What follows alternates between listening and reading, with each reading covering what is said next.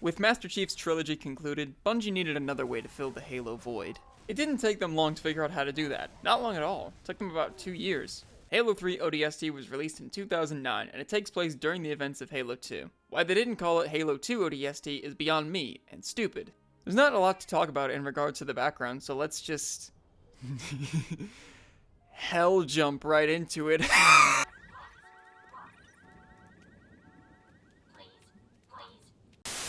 So even though the game is only 2 years older than Halo 3, it looks quite a bit better. A lot of the texture work looks a bit sharper, and while the character models look mostly similar, the facial animations have taken a big step forward, looking far better than its predecessor.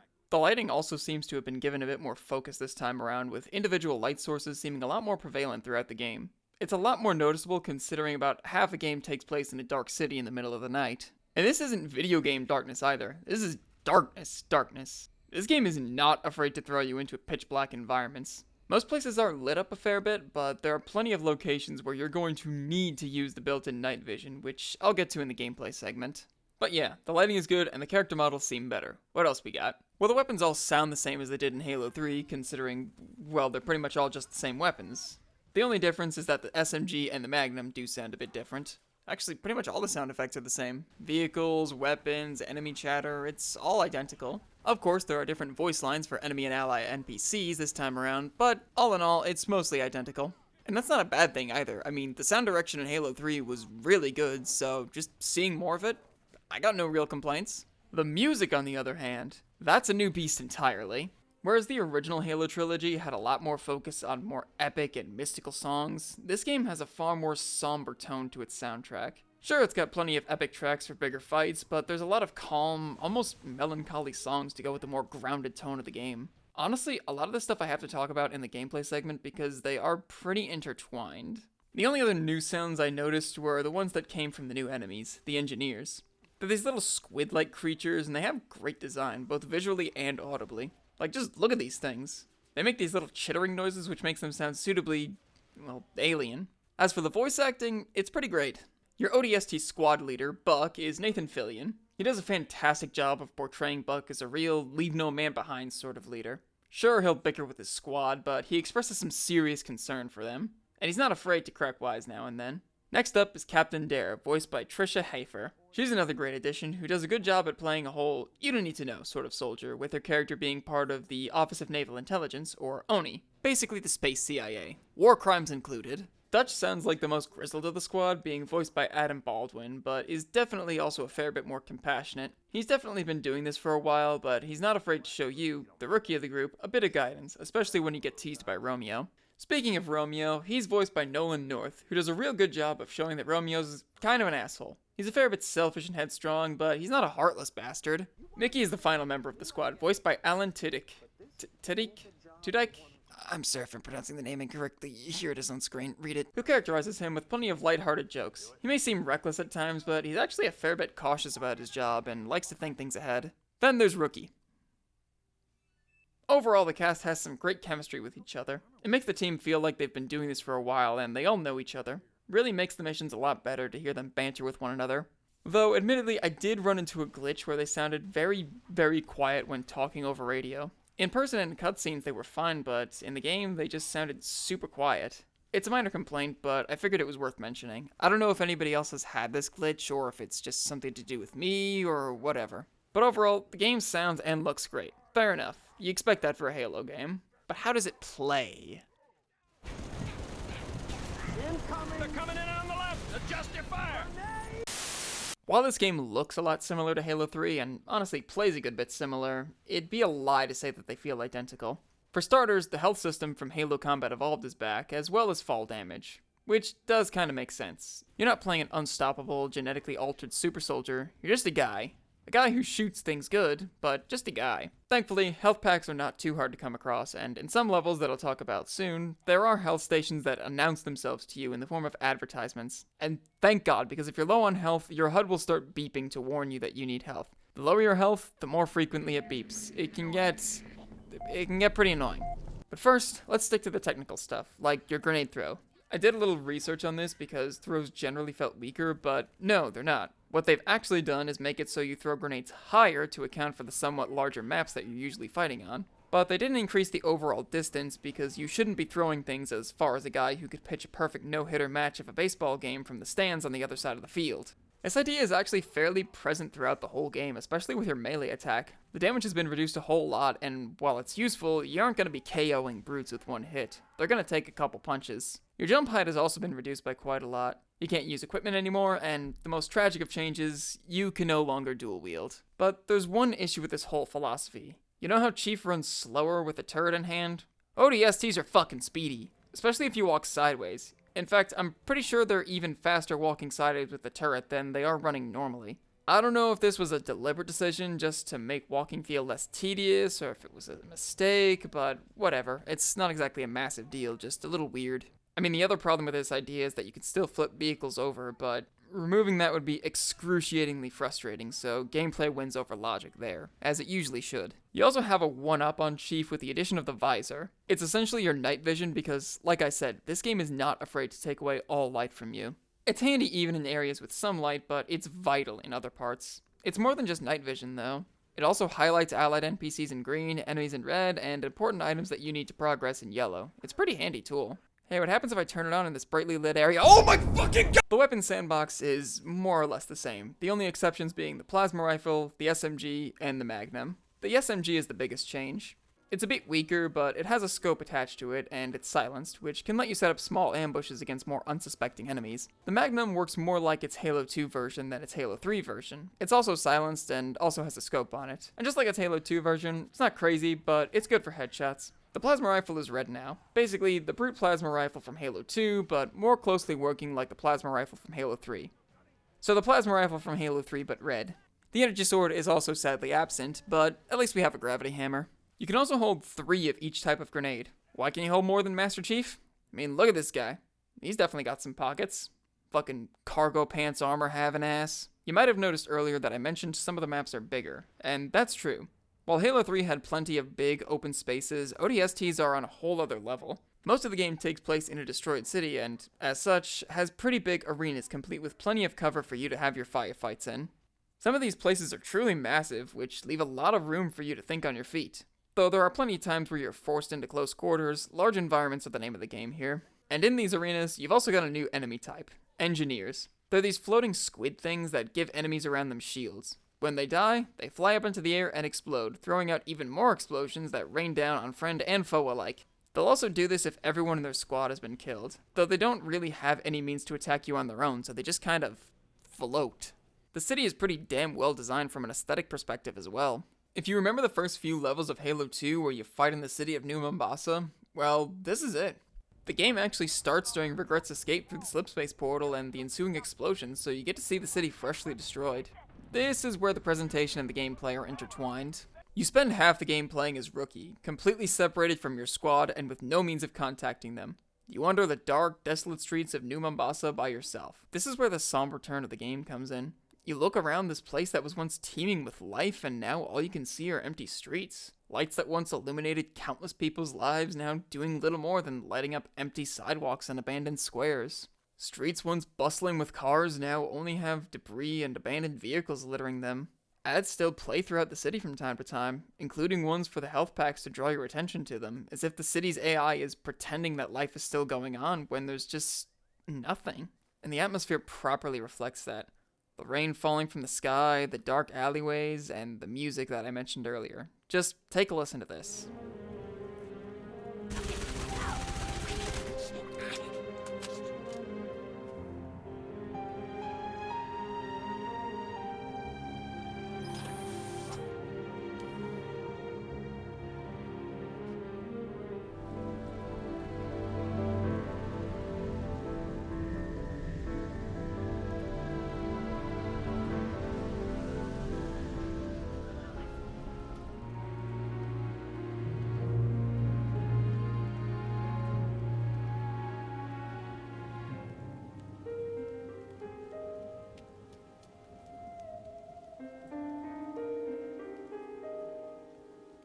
It's masterfully crafted to make you feel lost in this city. Rookie's a good fighter, but he's no Master Chief. He's not carving a path of destruction, he's just drifting from street to street, trying to find his squad, fighting Covenant patrols as they come. Patrols that aren't even actively seeking you or even expecting you unless they see you from their phantom as it flies overhead. They're just patrols thinking that they're watching over a graveyard because they might as well be.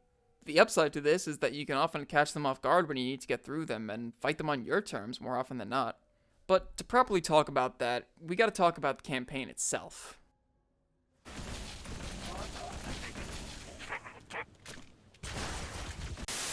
So as I've already mentioned, the game takes place during the events of Halo 2, and you spend half of it wandering around the abandoned streets of New Mombasa as Rookie because your drop pods got knocked off course and Rookie got knocked unconscious, waking up 6 hours after the crash.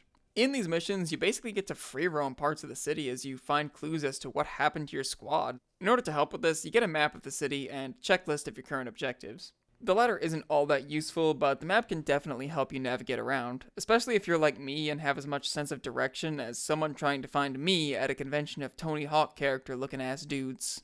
You can freely go back and forth to other areas of the city, and you can even find ways to unlock weapon caches that can give you access to power weapons and just more ammo in general.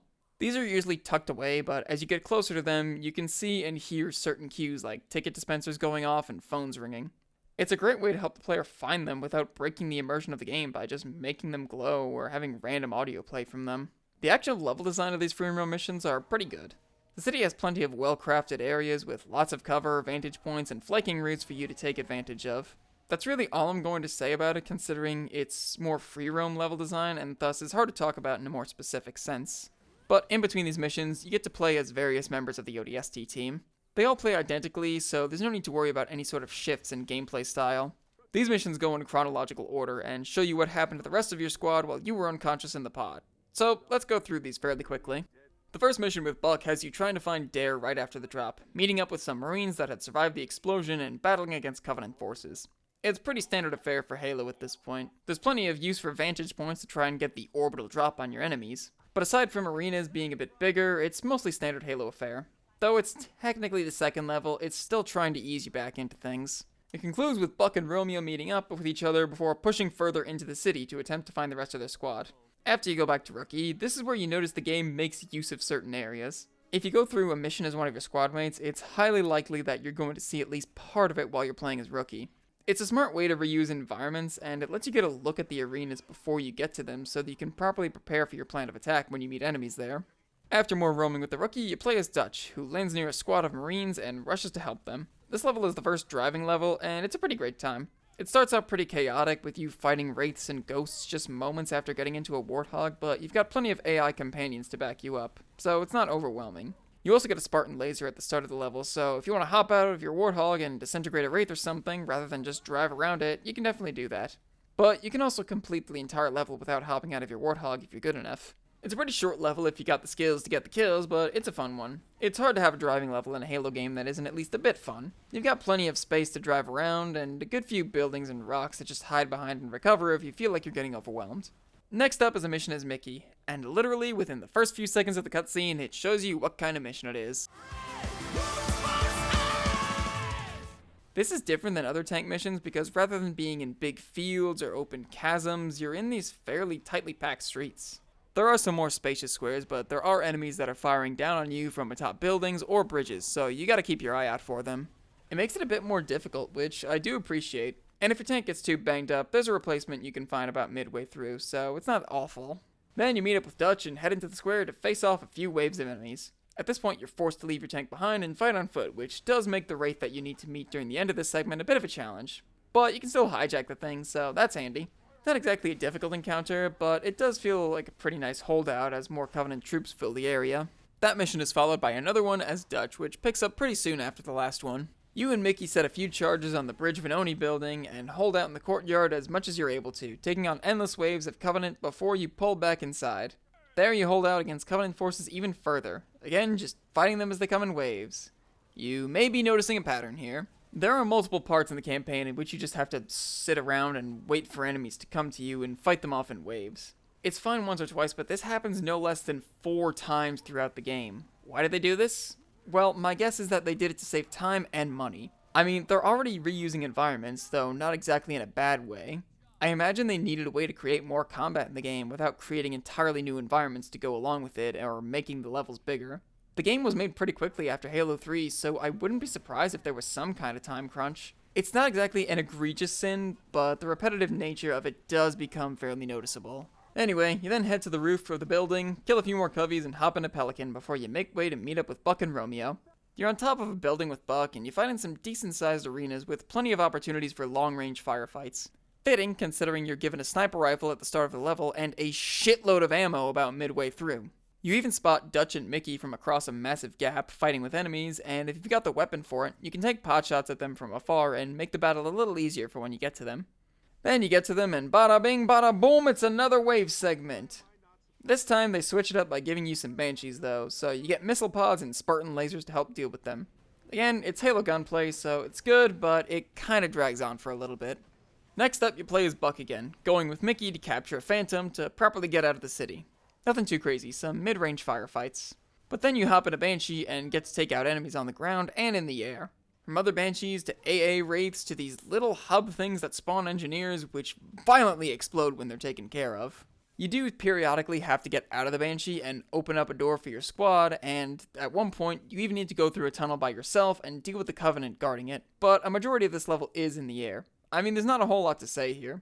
You fly in a Halo game and you shoot things, so it's fun. The level even ends with a Scarab fight, but it's kind of trivialized since you can just fly your Banshee onto it, land on top of it, shoot the back, and leave. In Halo 3, flying against the Scarab worked because there were two. If you landed on one of them, the other could still destroy your Hornet and leave you out in an open field.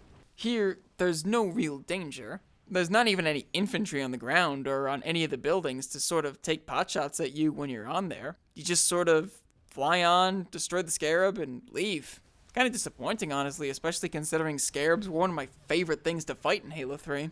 Anyway, you wander around the city as Rookie for one more time before you actually get to play a proper mission as him. Two, actually. The first one has you going through some hallways and fighting off Covenant forces mostly by yourself. It doesn't overwhelm you with enemies at any point, it's pretty balanced affair that gives you enough tools to overcome the Coveys. The second part of the level has you skulking through a drone hive, and it's alright. There's not a whole lot of cover you can take, so you could get overwhelmed if you're not careful, especially on higher difficulties. But you can see where the drones are coming out of from a distance, so if you have a precision weapon, you could just kill them as they spawn. So it's in a weird spot where it could be overwhelming if you're not careful, but trivialized if you have a keen eye. I don't know, I mean, it's fine, it's nothing really to write home about. Then the level ends with some more Covenant fighting. Not really a whole lot to say here, but for the latter half, you do get an extra shield for story purposes, so that's kinda cool. The final level has you pushing through the city, killing some aliens, the usual affair. But then you get to the last driving part. You have to escort an elephant, and it's alright. You drive around a highway while Buck shoots enemies from the turret. It starts off decent enough, but you keep getting stopped as the elephant has to go through checkpoints. I mean, it's a good way to get you to recharge and recover after fights if they're tough, but it becomes really tedious after a while. Especially in the early parts of it when it's just a few infantry that you have to deal with. I feel like when it comes to driving in Halo, you can't do this sort of thing. Now, you can give the player areas where they can stop and recover, that's absolutely necessary, but when you force the player to stop and just wait for an NPC to advance, it doesn't feel good. It completely breaks the flow of the game, especially when this last segment is framed as a desperate escape from the city. At the same time, it gets kind of frustrating later on. When tougher enemies start spawning on the highway, they're usually pretty close together, and there's not exactly a whole lot of room for you to maneuver, so you end up just kind of going slow to let Buck pick them off from afar. It really takes away from the excitement. And then the level ends with, hey, guess. Can you guess? Bet you can't guess. Bet you can't get wave segment. It's a fucking wave segment. It's at this point that the waves have gotten really tiring, especially since this one and the last two had you mostly standing in the same area to make sure you were the most secure and just letting the enemies come to you. At least the first one had a big enough arena where you could just feasibly run around and take out enemies from different angles. Here, it's big, sure, but there's no real incentive to go anywhere other than just the main room because it's filled with ammo and health, and you have a shield bonus for standing next to it. And then the campaign ends. Overall, the gameplay is good. The wave segments do get tiring, and the last level falls a little bit flat, but overall, it's enjoyable. The encounters are fun, the level design is nice, and it's Halo, so the gunplay feels really good. It's a fun campaign to run through, and if nothing else, New Mombasa is a nice place to explore. There's a few audio logs that you can find throughout the city as well that tell their own story. It's really neat. Speaking of story, Take my advice, rookie. You ever fall for a woman? Make sure she's got balls. actually not gonna do a quick meme rundown this time. Why? Spoilers end here. Halo 3 ODST starts with you being introduced to your squad. Dutch, Romeo, Mickey, your Sergeant Buck, and Captain Dare, an Oni agent that is tagging along for her own mysterious purposes. Apparently everyone in the squad, except Buck, is a replacement. He's the only one left of the original squad. The conversation between him and Dare also implies that they've got some history together, and a lot of implications are that it was romantic. You all hop into your pods and prepare to attack a Covenant ship, specifically the one that the Prophet of Regret is on as he's attacking New Mombasa. Though, Dare seems to want to steer you in another direction. That doesn't matter though, because if you've played Halo 2, you know what happens. Regret escapes through a slipspace portal and causes a massive explosion, which throws the squad into disarray. You wake up as Rookie 6 hours after the drop and find yourself completely alone with no means of contacting the rest of your squad. You wander around New Mombasa and discover Dare's helmet lodged into a security screen. Things then switch over to Buck immediately after the drop. He's still in contact with Dare and they bicker a little bit, further building on their past and confirming that they were an item at one point but broke it off for unknown reasons. Things turn serious when he sees the Covenant forces landing and she mentions that they're getting closer to her. He meets up with some Marines and pushes through the Covenant. As he gets closer, Dare sounds like she's getting overwhelmed and communication with her cuts off. Buck finds the pod and opens it up but finds nothing. Instead, he finds a new enemy that the squad has never seen before holding Dare's helmet. Romeo shoots it with a sniper rifle and kills it, but it explodes soon after. After meeting up with Buck, he confirms that he has no contact with anyone else in the squad and he has no idea what happened to them. So the pair set out to find out what happened. Rookie then continues through the city and finds a drone camera. Then we pan over to Dutch, just about half hour after the drop. He meets up with the Marines in a wildlife preservation and helps them fight off Covenant forces. During the fight, the Covenant destroys New Mombasa's space elevator, and it's pretty devastating to see, to say the least. Dutch escapes the reservation, barely, and then sets out to try and find the rest of his squad. Rookie then finds a destroyed turret, and now it's time to play as Mickey. Mickey finds himself running through the city and about 90 minutes after the drop, runs into some Marines on the run from a Wraith, despite having a Scorpion tank of their own. I don't know why they didn't just shoot it. He helps them fight off the Covenant and drives the tank through the city, killing anything in his way before he runs into Dutch. After the two of them meet up, they abandon the tank and continue on to a more secure location. Once they defended it from the Covenant, Mickey votes that the two of them should stay put and wait for reinforcements. After a security guard from the Oni building nearby asks if any of them know how to use explosives though, Dutch and Mickey know that something must be wrong, so they go along with it, even if Mickey does begrudgingly so. Next up, you play as Dutch again, half an hour later, setting the charges on the bridge of the Oni building to make sure the Covenant can't get to it. Unfortunately, they still get in via phantom airdrops and overwhelm the courtyard, forcing you to retreat into the building, which has been lined with explosives to make sure the Covenant doesn't get any sensitive intel. The guards also remark that there's apparently a drone nest beneath the building. How did they build that so fast? Don't fucking worry about it. You escape the building in a Pelican, make contact with Buck and Romeo, and fly off to meet with them as you watch the building explode in the distance. Time to play as Romeo, now 3 hours after the drop, as you find yourself with Buck atop the New Mombasa Police Department, with Buck still trying to get into contact with Rookie. Romeo tells him to just give up, but Buck's not having it. He's determined to see if he's alive. Just as Dutch and Mickey are about to pick you up, a pair of Banshees shoot them down, forcing you to fight through the Covenant and meet up with them, finding them pinned down on a rooftop. You meet up with them and manage to pull through, but a brute chieftain comes in and wounds Romeo with the accent of his gravity hammer. He's killed, but Romeo is badly injured, forcing Buck to carry him down to the streets as they attempt to find an alternate escape route. Then we cut to Buck, now 5 hours after the drop. The squad is mostly back together now, save for Rookie and Dare. They patch up Romeo with some medical foam and try to get him through the tunnels, only to find them flooded. Luckily, there's a Phantom nearby that you can steal. So you and Mickey go to secure it, with Mickey flying it, the rest of the squad firing from the turrets, and you flying in a Banshee to provide them more air support. There's also a bunch of engineer nests scattered throughout, with one final, massive cluster at the end of the tunnel. You destroy it to try to weaken the Covenant some, and then fly out with your squad. Just as you think it's finally over, Buck decides to turn around as he remembers Dare, assumedly getting an idea as to where she might be. It's then that Rookie hears Dare on the comms and goes to find her, as he actually gets a proper mission. You go through some sub-levels of the city and meet up with a security guard who's thrilled to see you because, as an ODST, you can help him survive. It's the first friendly face that Rookie has seen during his entire trek through the city, so it's a very refreshing thing to see. But then... You hear that? Buggers! Down on your level! Oh no! They're up here too! Coming out of the damn vents! Get back! No! Ah! Rookie is once again alone. After pushing through more Covenant, you finally find Dare, who's surprised to see you and, by the look of it, thought you and the rest of the squad were dead. You fight with her through the drone nest, which has been disturbed by the Oni building's explosion, and go to the control center of the city's AI, Virgil. There you find an engineer floating around, but Dare tells you not to shoot it. It's then that she reveals that the engineers aren't willing servants of the Covenant, but slaves. And suddenly, the reason they don't actively attack you and blow up after their squads are dead makes a lot more sense. Well, now I'm sad. Why would you make me sad about killing aliens in my alien killing video game? Now I'm very sad about the things I had to do. I'm sad! Apparently, the engineer has vital information about the Covenant and has downloaded all of Virgil's data into itself because apparently they're biological supercomputers. How does that work? Do I look like I know? No, I don't. Fuck you. Anyway, then you find Buck is nearby and looking for you, so you manage to meet up with him and escape with Dare and the engineer, who is now referred to as Virgil, and he gives you a bit of a shield to help in combat. How the Turbals Tane. Buck and Dare have a bit of a moment together. What was that for? Abandoning the mission. What mission? You dropped off the grid. My squad was scattered. And that? For coming back. Buck, this is an abusive relationship. You can do a lot better, man. Once you get to the highway, Virgil takes control of an elephant and Dare hops in with him while you and Buck cover her from a warthog. While that's going on, you can see Covenant carriers overhead glassing the city, some of them heading to a supposed dig site, assumedly the one where they found the portal to the Ark in Halo 3. The elephant is blasted by a scarab, which forces you to pull over to a hotel and hold out while Mickey and the rest of the squad return with the Phantom to pull you out. Once you do, you're home free, finally escaping the city as it gets glassed by the Covenant. Is it kind of bleak? Oh god, yeah. But everybody did get out alive. Then we cut to a month later, and we see that Johnson has come around to try and get some information out of Virgil regarding what the Covenant is looking for in the desert.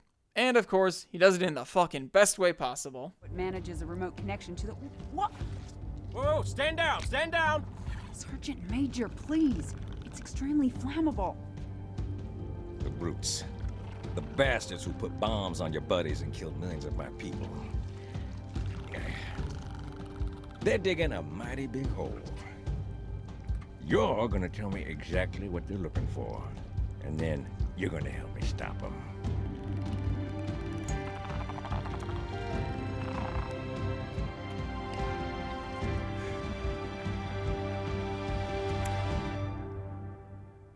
The legendary ending of the game shows Truth inspecting the Forerunner portal that he uses to get to the Ark in Halo 3. Yeah, there's not much there, but it is kind of cool. So what you've definitely noticed here, aside from the ending, there's no real massive, galactic-scale fight going on. I mean, sure, there's the greater war with the Covenant going on, but the actual story itself is very contained and pretty down-to-earth for the most part. Down-to-earth. 'Cause it's on Earth. And they fall down. It's not a highly augmented and armed super soldier battling endless hordes of aliens. It's not an alien coming to terms that his people have been lied to and used for centuries. It's about a squad of soldiers trying to survive and reunite in a destroyed city. And they're not giving up on each other, sticking through it to the end no matter what. Of course, there is the side plot with Dare that comes in at the end, showing that she was attempting to capture an engineer and learn Covenant secrets, but that's really not all that far-fetched. Just sort of a defector trying to help the heroes with a little extra tentacly flair to it. The different perspectives that the story is told from also help a lot. It wouldn't be nearly as good of a story if, say, we only played from Buck's perspective, or Mickey's, or Rookie's. We're basically seeing a bunch of smaller stories coming together as one. Buck and Romeo's tales pretty much start together. Dutch and Mickey's stories come together pretty quickly before all four of theirs come together. Dare's story breaks from Buck's only to come back to Rookie's, where the two of them come back with the rest of the squad. It all comes together fairly well and keeps the pacing. For the most part. Admittedly, the Rookie segments can break the flow from time to time, namely when a mission is supposed to follow up a previous one. We see Dutch and Mickey meet up and about to help a guard with explosives, only to then get taken out of it. We see Romeo injured and the squad carrying him, and then we get taken out of it. The Rookie segments are good, as they allow you to reflect on certain events, but every now and then it just doesn't feel great to have you pulled out of that part of the story. Overall, it's not a massive complaint that I have, but it's still worth mentioning. It also lets you see the brutality of the Covenant. This wasn't a military base, this was just a city. And now you can walk through the rubble and see just how much destruction they've wrought. And remember, Halo 2 Regret wasn't expecting humanity to be there, so this wasn't even a full Covenant force. Imagine how bad it must have been when they were directly invading other planets. The story itself is pretty basic, but it's the characters and execution that make it so great. Romeo's the reckless, kind of asshole of the group, but one who's still loyal to the squad. He initially thinks they should give up on Rookie, but it isn't because he hates Rookie. He just seriously believes that he's dead, and that they should get out of there while they can. Dutch is the determined one of the group, who has a tendency to think fairly tactically. He's also a good Christian boy. Lord, I didn't train to be a pilot. Tell me I don't have any more flying to do today. So, was that a yes or a no?